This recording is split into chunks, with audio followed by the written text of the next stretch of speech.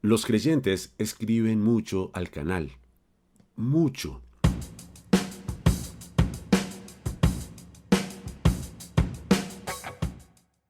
En honor a la verdad, debo decir que no todos son ataques o insultos, porque muchos pretenden enarbolar el argumento que consideran ganador en una confrontación ideológica. Y acá son bienvenidos todos los comentarios que puedan aportar al debate.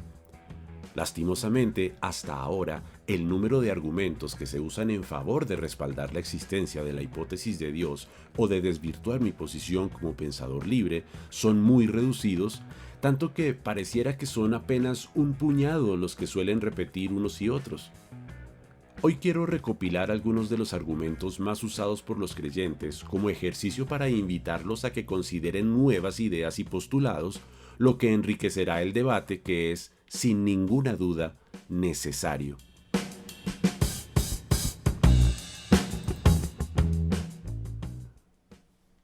Repiten con asfixiante insistencia que yo, en mis épocas de feligresía, era un mal cristiano.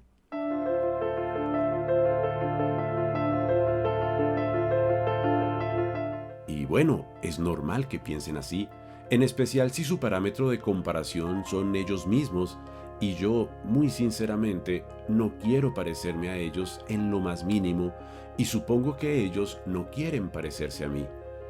El caso es que no puedo aceptar que me digan eso sin conocerme.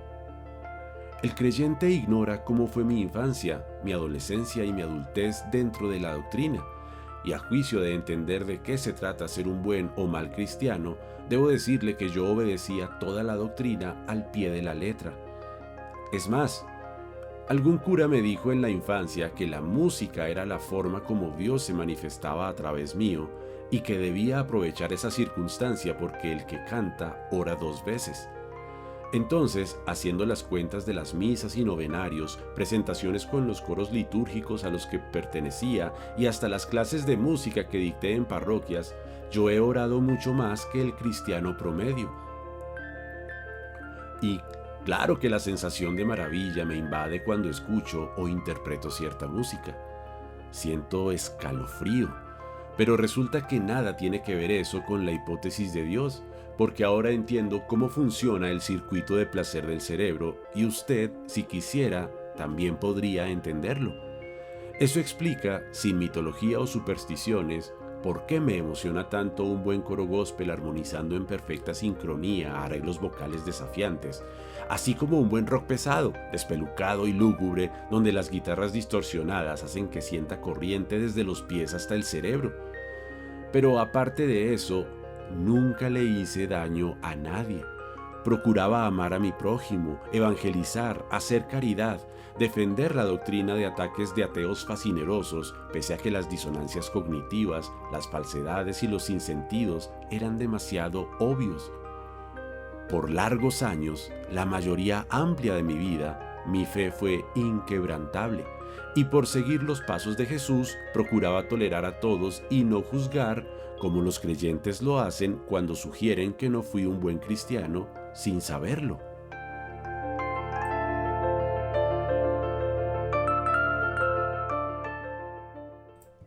Insisten en que la ciencia moderna inició con científicos cristianos.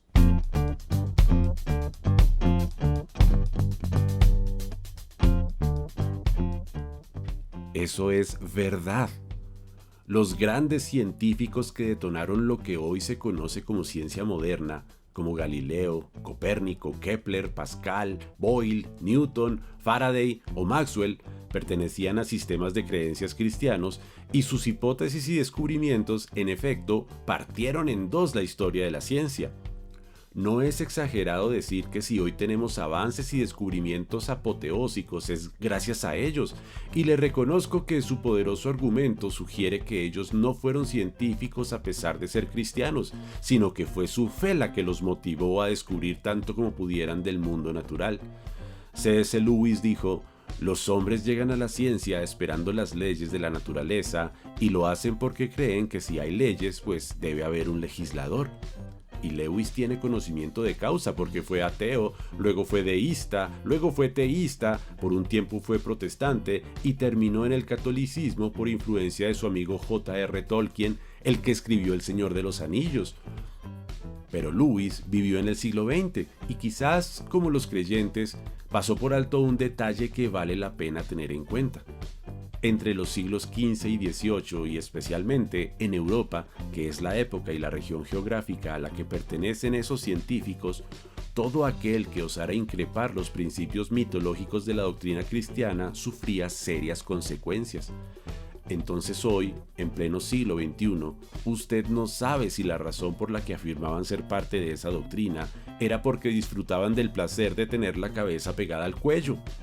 Además, es imposible saber qué concepto habrían tenido de la existencia si hubieran tenido herramientas como el carbono 14, el telescopio Hubble, la capacidad de viajar al espacio, la edición genética, la microbiología, la nanotecnología o el ADN.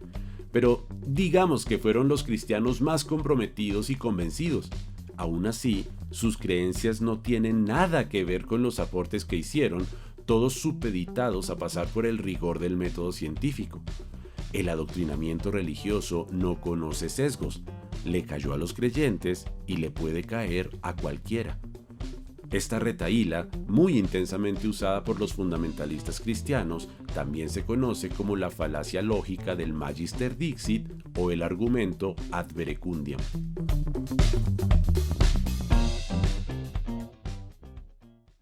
No dejan de decir que todo lo que existe necesita una causa y esa causa es Dios.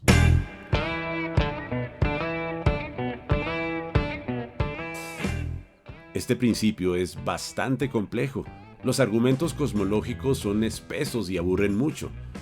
Es bueno que sepa que el argumento de Kalam no se concibió para sugerir la necesidad del Dios bíblico y que la causalidad es un tema filosófico que se viene tratando desde tiempos de Aristóteles, por lo que es muy usual que los creyentes que sugieren que todo debió tener una causa, ya sea porque lo escucharon en un sermón o porque superaron el tedio de estudiar la ontología de Tomás de Aquino, pasan por alto que eso no infiere la necesidad de un causante y que de contemplarse no indica de ninguna manera que ese causante es el Dios en el que creen por mero azar geográfico. Ese ser mitológico dotado de atributos contradictorios que además es su amigo personal pese a que no es una persona, es al que escuchan pese a ser inaudible, es el que sienten pese a ser imperceptible y es el que dicen haber visto manifestarse pese a ser invisible. Y si quieren quemarse el coco un poco más, tienen que aceptar que ese causante debe, usando ese mismo criterio, tener una causa. Pero claro, su Dios es infinito, por cuanto no necesita una causa. Pero resulta que el universo puede ser infinito. Entonces, como dijo Hitchens, si su hipótesis de Dios no necesita una causa, pues el universo tampoco. Insisten hasta el cansancio que la perfección de la creación es prueba de que Dios existe. Bien dice el dicho que la belleza está en los ojos de quien mira, y eso puede explicar que el creyente vea perfección donde solo hay una manifestación de las leyes de la naturaleza o de la evolución de la especie. Con frecuencia dicen que el universo es perfecto, pero apenas hemos identificado pequeñas latitudes en relación a su dimensión real, y ya en ellas vemos hoyos negros, asteroides que impactan otros cuerpos espaciales generando destrucciones indescriptibles, vemos un sinnúmero de planetas en donde toda noción de vida es imposible, vemos distancias inalcanzables incluso en nuestro propio sistema solar, vemos supernovas y toda suerte de fenómenos que traen consecuencias lejanas a la perfección.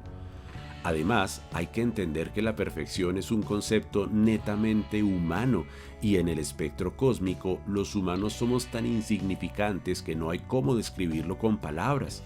Si mañana la Tierra desapareciera, el universo no se afectaría en lo más mínimo, pero si mañana el universo desaparece, desaparecemos todos. Y también usan la perfección del cuerpo humano como prueba de un diseñador de conocimiento absoluto. Pero yo veo muchas imperfecciones que no se le escaparían a un ser con ese atributo y que además posee misericordia infinita. El ojo humano no es perfecto. En esencia está al revés y las imágenes las endereza el cerebro, como hacen las cámaras reflex. Tenemos órganos inútiles. Nuestro sistema excretor está peligrosamente cerca de nuestra zona de placer. Padecemos enfermedades autoinmunes y enfermedades mentales y muchas deficiencias que nos alejan de esa perfección hipotética. Perfectos seríamos si voláramos, si pudiéramos respirar bajo el agua, si no necesitáramos alimento, si no enfermáramos, si no nos equivocáramos. Estamos tan lejos de eso que no tiene mucho sentido que estemos hechos a imagen y semejanza de un ser perfecto. Ahí es donde toma tanto sentido y tanta importancia la teoría de la evolución de la especie. Para quien se tome el tiempo de entenderla, las preguntas se solventan y sueño con el día en que todas las escuelas del mundo la enseñen sin paralelo, pero qué lejos estamos de eso.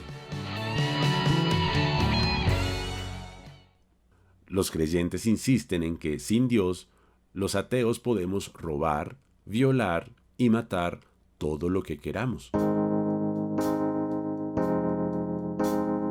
Bueno, en eso debo decirle que tiene toda la razón. Los ateos robamos todo lo que queremos, violamos todo lo que se nos antoja y hemos matado cuantas veces se nos ha dado la gana. El punto es que generalmente todo lo que queremos robar es nada.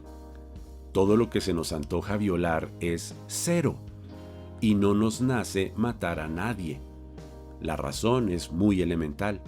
Procuramos no hacer lo que es incorrecto, así como la mayoría amplia de los creyentes, porque es muy sencillo saber qué les afectaría a otros al pensar en lo que sentiríamos si nos llegara a pasar eso, como que maten, violen o roben a alguien que es importante para nosotros.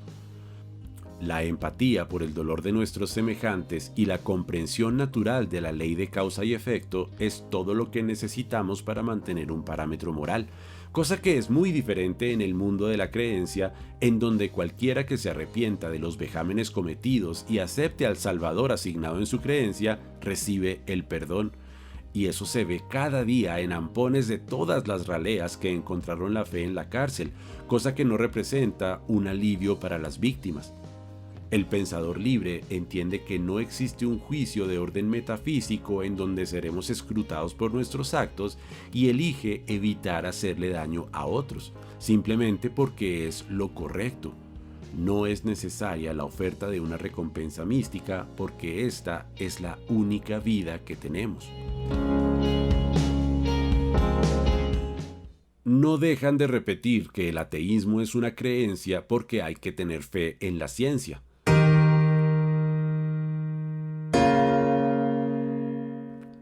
El ateísmo es la palabra que describe la conclusión a la que llegamos aquellos quienes escrutamos los sistemas de creencias y la posibilidad de la existencia de los dioses encontrándolos falsos.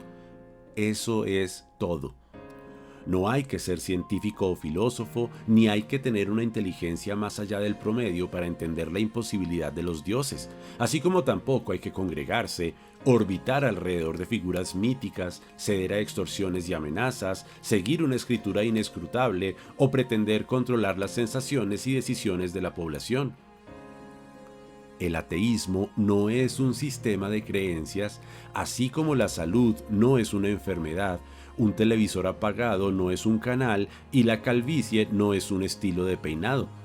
Además, es una imprecisión monumental decir que creemos en la ciencia, porque lo bueno de la ciencia es que no hay que creer en ella. Existe y sus resultados los vemos cada día. Hasta la fecha, no hay ningún principio científico desbancado por un concepto teológico o metafísico y no conozco al primer hombre o mujer que amenace con castigo eterno a la gente por no aceptar la ciencia. Preguntan, desafiantes, que si no creemos en Dios, ¿por qué hablamos tanto de Él?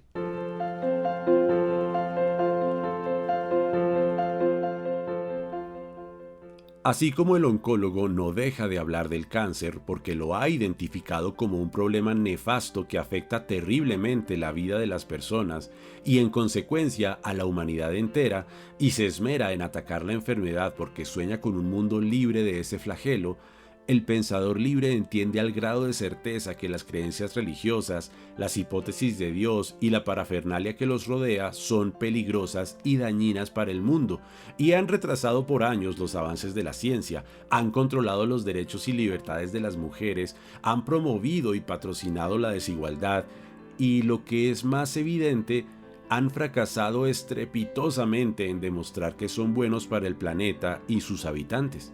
Si de algo sirviera que 6.900 millones de personas sostengan creencias religiosas, ya se habría visto en el mundo que hoy, como no puede negarlo, está peor que nunca. Las creencias religiosas no tienen uso útil. Ya es hora de darle una oportunidad a una civilización globalmente secular.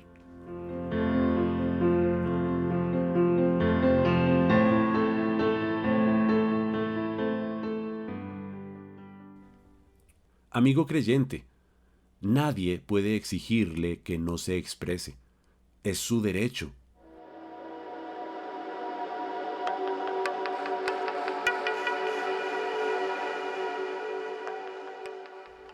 Me tomo el atrevimiento de invitarlo cada que quiera entablar una conversación, ya sea que surja controversial o no, en relación a la fe o a la existencia de Dios en este canal o con cualquier pensador libre que se le atraviese, a que acumule un acervo argumentativo variado y desafiante.